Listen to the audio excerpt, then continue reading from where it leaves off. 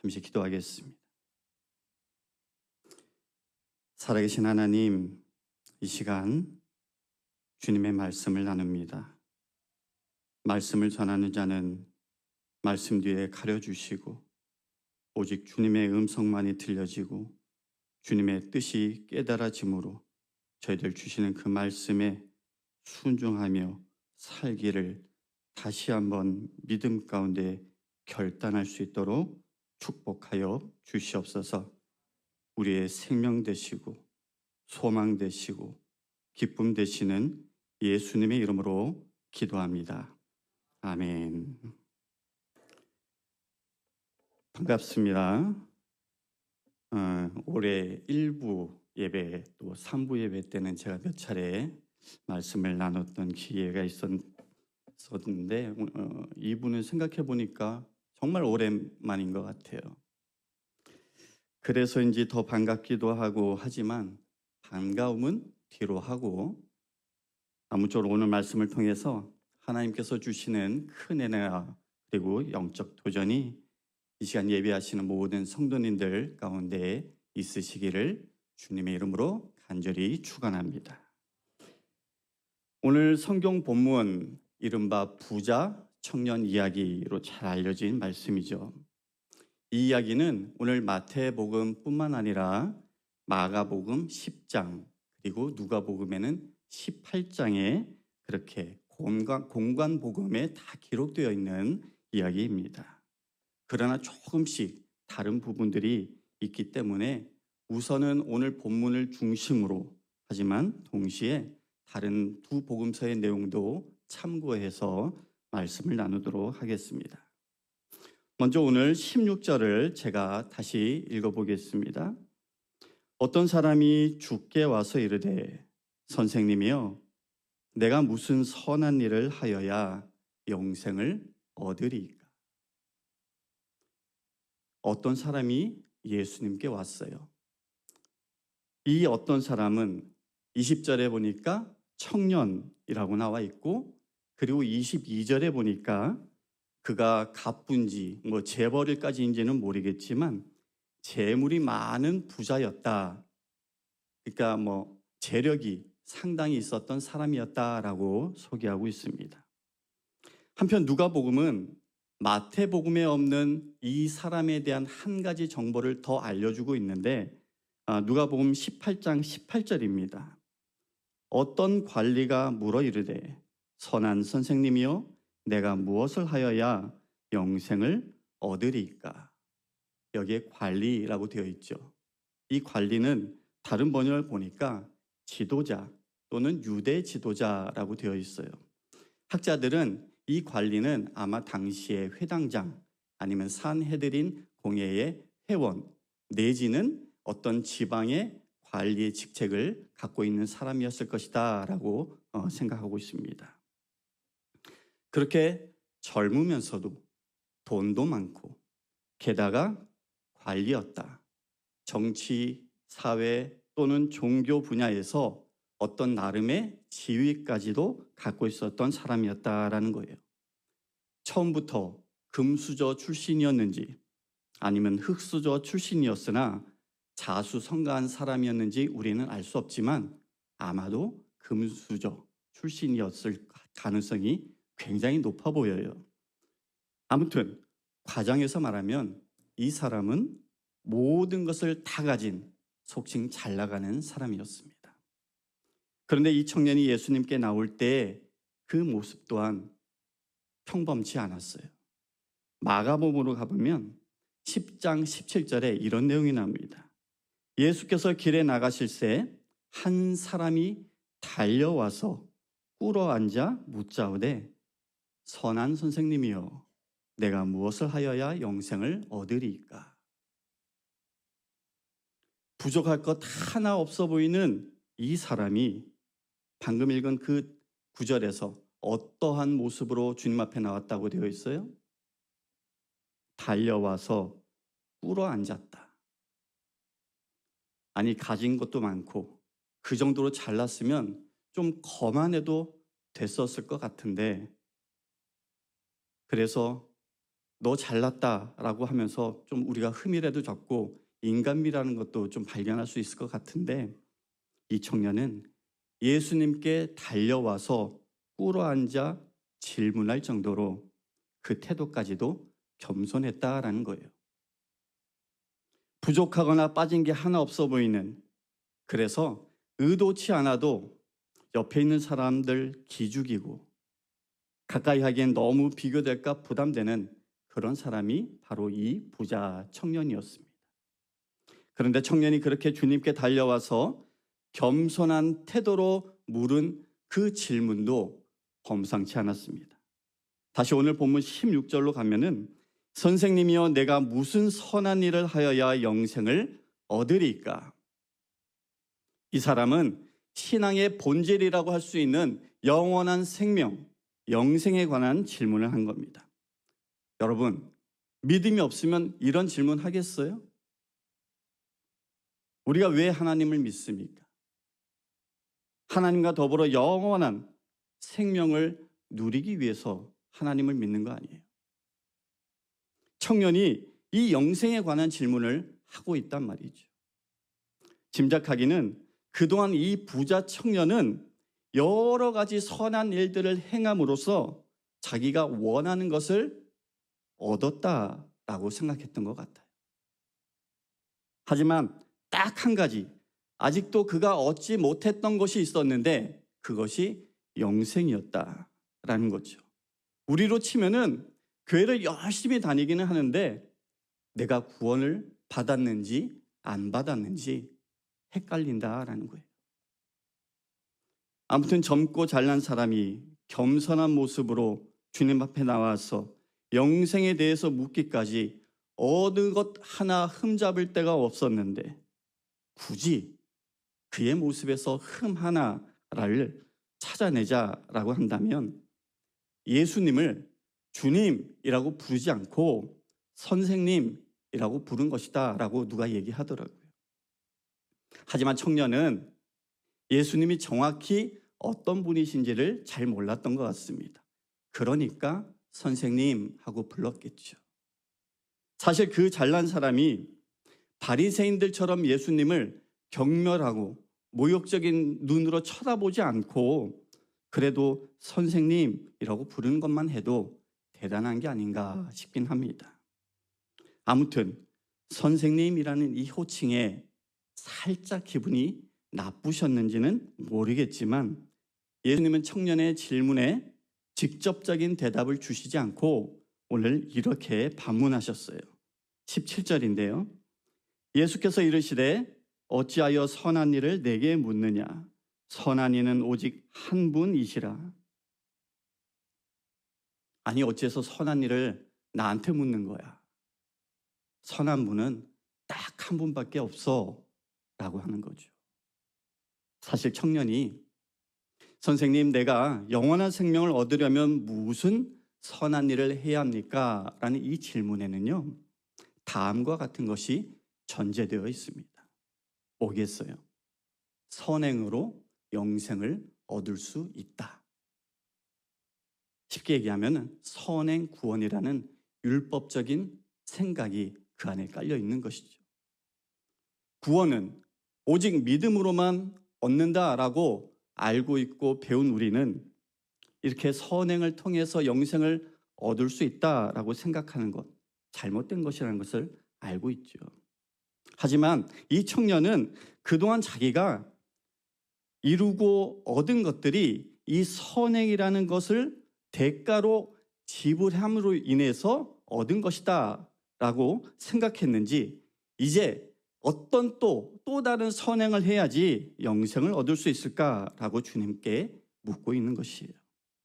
예수님은 그런 생각을 갖고 있는 이 청년의 수준에 맞춰서 이런 답변을 주셨어요. 그래, 설령 선행으로 영생을 얻는다고 치자. 그렇다 하더라도 진정한 의미에서 그 조건을 충족시킬 수 있는 사람은 이 세상에 아무도 없어. 이것을 어찌하여 선한 일을 내게 묻느냐? 선한 이는 오직 한 분이시니라라는 이 답변을 통해서 예수님이 깨우쳐 주고자 하셨던 거예요. 무엇이 선인가를 말할 수 있는 분은 오직 하나님 한 분뿐이다라는 거죠. 그러면서 하신 말씀이 너희는 나의 규례와 법도를 지키라. 사람이 이를 행하면 그로 인하여 살리라라는 레위기 18장 5절 말씀에 근거하여서 계명들을 지켜라라고 주님이 말씀하십니다. 그런데 그렇게 예수님의 말씀이 떨어지기 무섭게 청년은 무슨 계명이요? 어떤 계명이요? 라고 다시 물었습니다. 청년은 계명을 지키는 것을 통해서 영생을 얻을 수 있다라고 예수님께서 말한 것으로 오해한 것이죠. 사실 계명에 대해서는요, 이미 성경에 자세하게 기록되어 있고 많은 선지자들이 가르쳐 온 바이기 때문에 예수님께서 지금 따로 계명을 언급할 필요가 없었습니다. 하지만 계속해서 주관적인 생각, 자기만의 생각 그 틀에 갇혀서 있는 그 청년의 수준에 맞추다 보니 예수님은 다시 한번 소위 눈높이 교육식으로 다음과 같은 계명을 말씀해 주셨어요. 그것이 18절, 19절이죠. 살인하지 말라, 간음하지 말라, 도둑질하지 말라, 거짓 증언하지 말라, 내 부모를 공경하라, 내 이웃을 내 자신과 같이 사랑하라 하신 것이니라. 예수님께서 열거하신 그 계명을 들은 청년은 안도했습니다. 안심했습니다. 왜냐?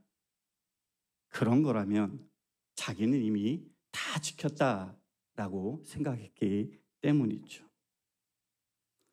그런데 정말로 다 지켰을까요?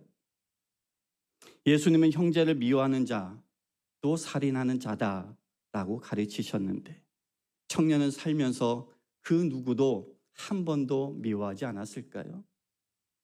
또 음욕을 품고 여자를 보는 자마다 마음에 이미 간음한 자다라고 가르치셨는데 그 젊은 관리는 그런 적이 한 번도 없었던 것일까요? 100번 양보해서 하나님의 은혜와 보호 가운데 그렇게 살았다라고 치죠. 그러면 마지막 내 이웃을 내 자신과 같이 사랑하라라는 그 계명. 사실 이 이웃사랑의 계명은요, 아까 그 공간복음에 다 나온다 얘기했잖아요. 그 공간복음에서 마태복음에만 등장하는 계명입니다. 다른 두 복음서에는 이 이웃사랑의 계명에 대해서 예수님이 언급하지 않아요. 여하튼 청년은 이웃사랑 계명을 포함해서 자기는 모든 것을 지켰다라고 자신 있게 말했습니다. 그러면서 아직도 자기에게 무엇이 부족하냐라고 주님께 묻죠. 다시 말해 자기는 그런 계명들 준수에 관한 것이라면 온전합니다. 영어로는 perfect합니다라고 답한 거예요. 정말로 그의 말대로 그 청년은 온전했을까요? 특히나 이웃사랑 이 계명과 관련해서 그렇게 얘기할 수 있었을까요? 예수님의 다음 말씀 속에서 우리는 그것을 짐작할 수 있습니다. 21절인데요. 예수께서 이르시되 내가 온전하고자 할지인데 가서 내 소유를 팔아 가난한 자들에게 주라.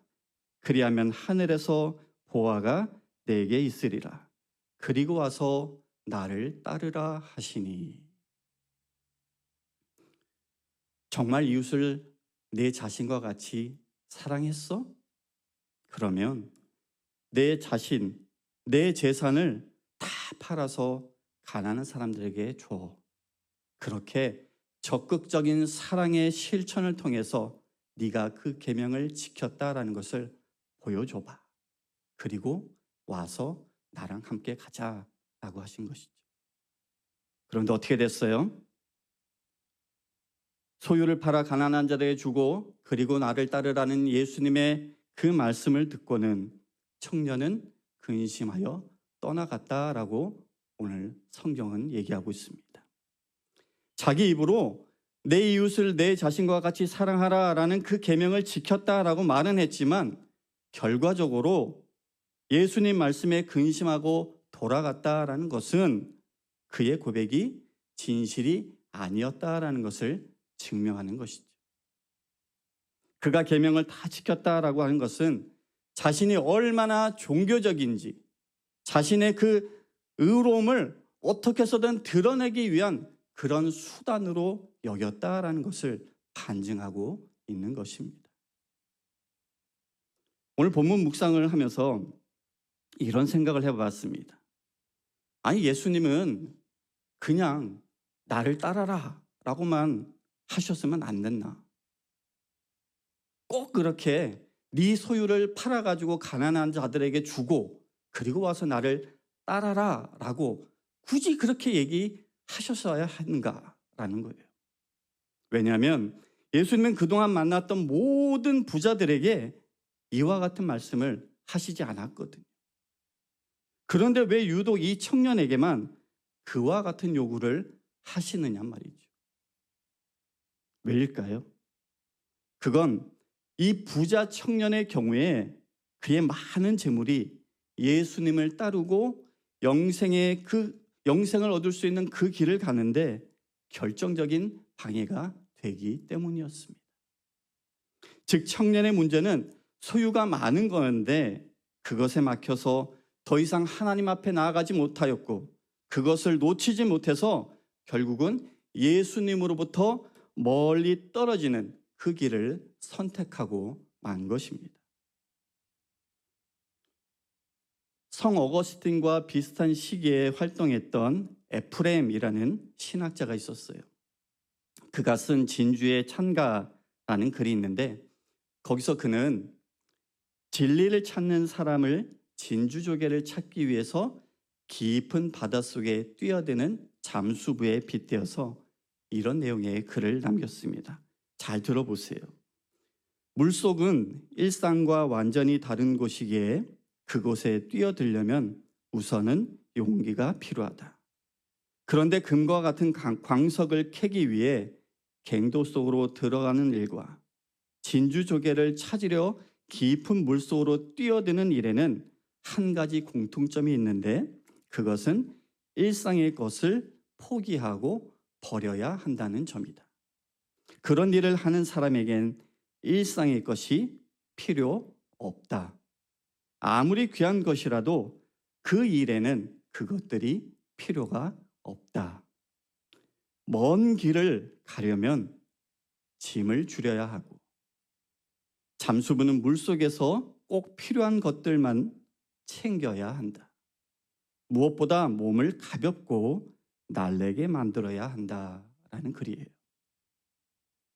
비슷한 경우로 유명한 일화이기도 한데요. 알렉산더 대왕이 페르시아를 행진하고 있을 때 그의 군대가 전쟁에서 거둔 전리품이 너무 많다 보니까 주저앉을 위기에 처했다라고 해요. 이게 무슨 말인가? 금은과 같은 보물이 너무 많아서 그것을 다 갖고 가기에는 군인들이 힘이 드니까 못 가겠다는 거죠. 더 이상 행진할 수 없게 되었던 겁니다. 그래서 알렉산더 대왕이 그 전리품들을 모조리 다 녹여버렸다라고 해요.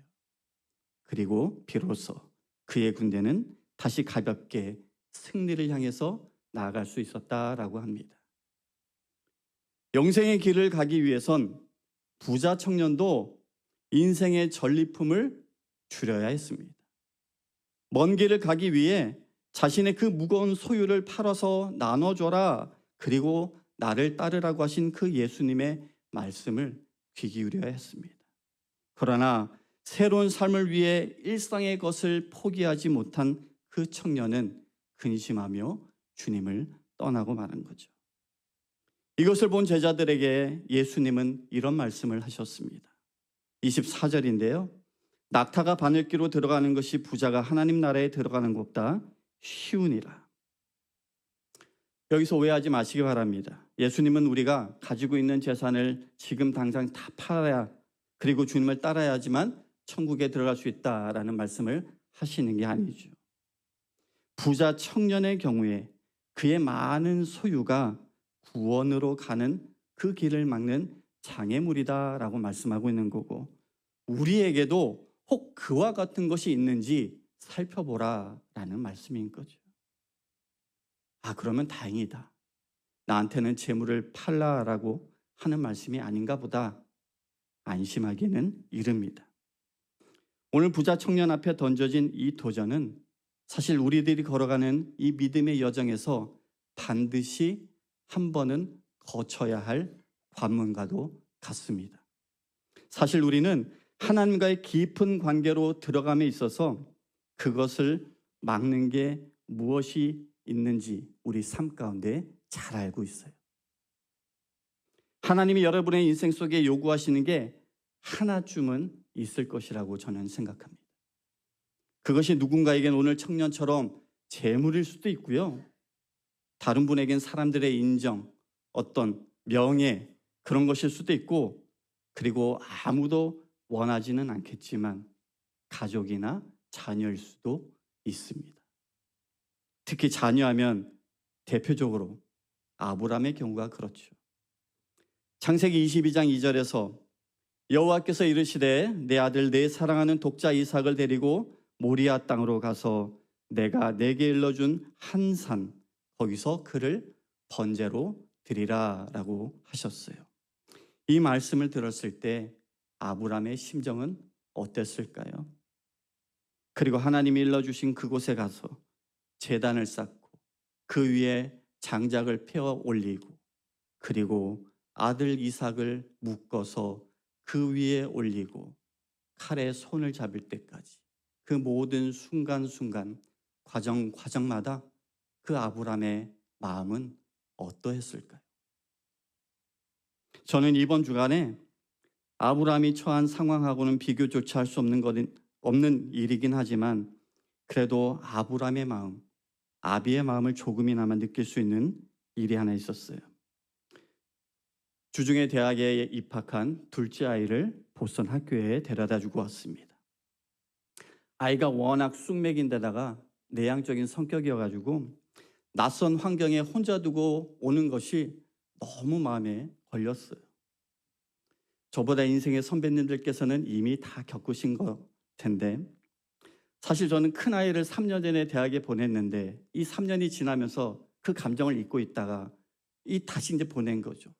괜찮겠거니 싶었는데 이번이 훨씬 더 힘들었습니다. 집으로 돌아오는 길에 옆에서 아내는 훌쩍훌쩍 울고 있고, 저는 운전을 해야 되니까 울 수는 없고, 제 막내는 뒤에서 Did you cry? 아빠 혹시 울었어? 이런 식으로 물으니까 차마 울 수가 없더라고요. 그러면서 오면서 기도를 했습니다. 하나님, 이 아이를 하나님께 드립니다. 하나님의 선하신 뜻을 위해서 친히 돌보시고 지키시고 그 인생을 하나님이 인도해 주세요. 그러면서 문득 이런 생각이 들었습니다.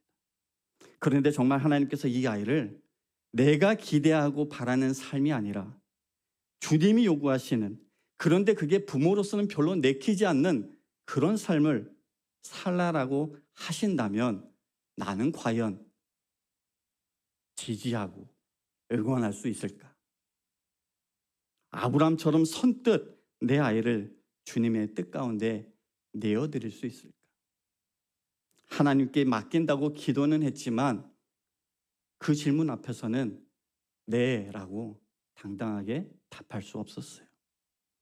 사랑하는 성도 여러분, 하나님은 우리에게 먼저 하나님의 나라와 의를 위해 우리에게 좋은 것을 포기하라고 요구하실 때가 있습니다. 하나님 당신을 주기 위해서 우리 기준에 좋은 것을 내려놔라라고 할 때가 있습니다. 하나님과 나를, 주님을 따르는 그 길에 장애물인 줄 알면서도 없으면 안 될 것 같고 놓치면 죽을 것 같아서 내려놓지 못하는 것이 여러분들에게 있을 겁니다. 하나님이 전부입니다. 하나님이 제일입니다. 하나님보다 더 사랑하는 것이 저에게는 없습니다. 그렇게 말은 하지만 실제로는 하나님보다 더 사랑하는 것이 우리에게 있다라는 것, 하나님이 모르시겠어요? 하나님보다 더 중요하게 여기는 것을 포기하지 못하면서 주님을 따라가 보겠다라고 하는 것은 온전한 신앙이 아닙니다.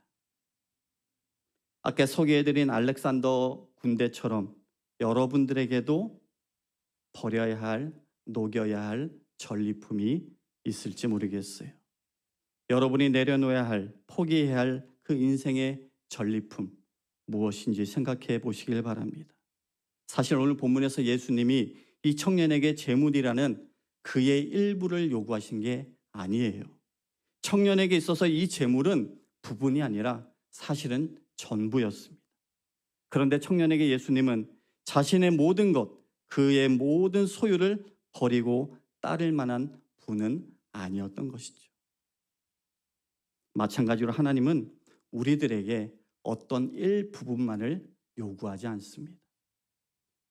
하나님은 우리에게 전부가 되어주기를 원하시고 계세요. 하나님은 우리의 전부를 받기에 합당하신 분입니다. 그래서 하나님은 우리의 전부를 요구하시는 것이죠. 모든 것이 하나님이 주신 것들이라고 고백하면서 정작 그 모든 것의 원천 되시는 하나님, 전부이신 하나님이 아니라 일부의 것에 집착하고 얽매여서 어쩔 줄 몰라 하며 왜 그렇게 우리가 살아가고 있냔 말이죠. 말씀을 정리합니다. 사랑하는 성도 여러분, 혹시 오늘 나의 신앙의 모습이 부자야 청년과 같지 않은지 점검해 보시길 바랍니다. 예수님은 부자 청년에게, 제자들에게, 그리고 지금 우리들에게 하나님보다 더 중요하게 여기는 것, 하나님보다 더 사랑하는 것을 포기하고 내려놓지 않으면 온전할 수 없다라는 것을 가르쳐 주셨습니다. 전부가 아닌 일부의 것에 묶여서 전부를 놓치는 그런 삶을 살지 마시길 바랍니다. 하나님께서 내려놔라, 포기해라, 버려라 라고 말씀하실 때에 순종하는 것이 하나님 앞에 온전해지는 방법인 줄로 믿습니다. 비록 어려운 일이긴 하지만 불가능한 일이 아닙니다. 26절에 예수님께서 이렇게 말씀하셨어요. 사람으로는 할 수 없으나 하나님으로서는 다 하실 수 있느니라. 하나님이 도우시면 우리도 그렇게 살 수 있습니다. 그럴 때 주님 따라가는 발걸음이 가벼워질 것이고 주님과 동행하는 그 날이 기쁨으로 가득 찰 것입니다. 내 안에 선한 것이 없다라는 것을 겸손히 인정하고 주님께 우리의 전부를 바치고 따름으로써 하나님 앞에 온전한 믿음의 소유자로 인정받아서 우리가 원하는, 우리가 기대하고 소망하는 그 영생으로 다 들어갈 수 있는 저와 여러분, 우리 모두가 될 수 있기를 주님의 이름으로 간절히 축원합니다. 다시 말씀을 기억하며 기도하겠습니다. 여러분들은 어떤 길을 택하시겠습니까? 전부가 아닌 일부에 묶인 삶의 길을 가시겠습니까? 아니면 우리의 전부 되시는 하나님이 이끄시는 길을 가시겠습니까? 내려놔라, 포기하라 하시는 그 주님의 말씀에 순종하는 것이 하나님 앞에 진정 온전해지는 삶인 것을 기억하시고 이 시간 다시 한번 여러분의 그 믿음의 결단을 주님 앞에 드리며 기도하시면 좋겠습니다.